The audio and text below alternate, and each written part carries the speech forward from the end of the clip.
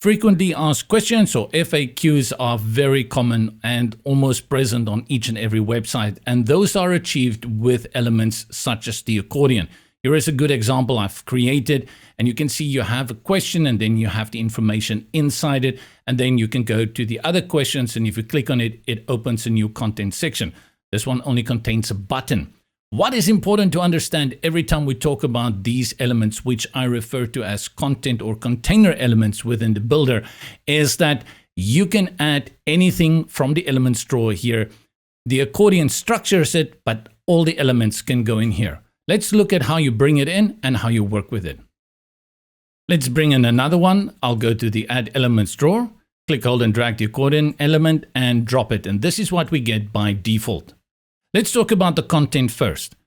You get two accordions, and you will see this one comes with an icon and this one comes with a button. You will place the elements that you need in here. If I have a heading, I bring in a text element, I can bring in columns, and again, you build it out the way that works for you. The settings of the accordion element is in the top right-hand corner. You have your normal settings like padding and margin, duplicate and delete, and then the option to use tags. Select the label, and the options on the left gives you a collapsible accordion, which you can switch off, and then the duration is the transition from selecting one accordion to the following.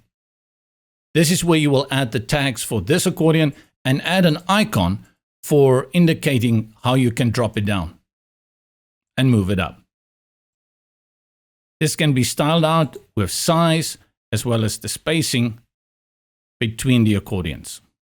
Most of the accordion is about styling. Within the label, you can add your label, or you can type any question that you want to add. Build out your content and go ahead and change this one too.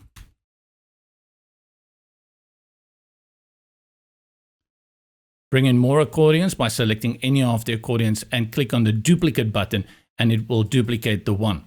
If you are going to use the same format for all of them, go ahead and style out one completely, and then after you've done that, you duplicate it so that you can use the same style format for that one, just changing out the content. If you need to move your specific one up or down, you have these arrows, so I can move it down to the bottom and click up to move it to the top. Center alignment of your labels to the right or to the left. The real challenge almost of the accordion is to make it look good. That you're going to do with the styling. You have a lot of options here. For your text, which is your label, then you can also add a background, a border, and a shadow. Then you have hover options, where you can have different colors for the hover. And then here is the active. With this one open, if I make it active,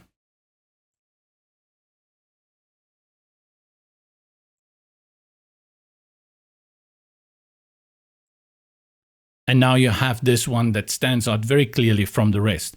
As I hover over this, you see the text turns black, and as I select it, it takes the active color styling. As always, you need to go and have a look at how this will look on a tablet and how it will display on a mobile.